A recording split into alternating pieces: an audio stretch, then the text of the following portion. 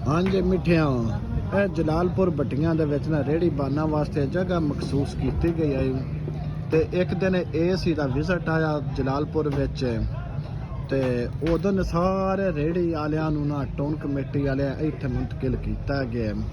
बकायदा तौर पर बाजार लग गए सज गया सी, लेकिन वो एसी गए उस तो बाद मुड़ बाजार खाली हो गया।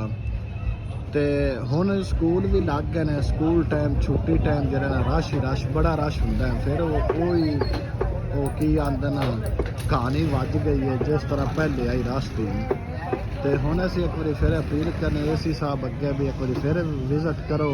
क्या रेहड़ी बाजार तुहाडा बिल्कुल खाली होया पे, मोहतरमा भी जरा खुड्डा बना के दिते तो वह भी सुनसान दसो तरसते पे ने। ते इधरों आ भी रेहड़ियां ने ते मार साहब ठट्टे रोडे तो आए ने अपना स्पेशल चिकन लैन आए ने। जानी मार साहब की हाल ने? अल्लाह का शुक्र है। और स्पेशल चिकन है जी किस वास्ते? शवारमे बर्गर कीमत ठट्टे रोडे ने बनाई है दुकान? ठट्टे रोडे। हाँ जी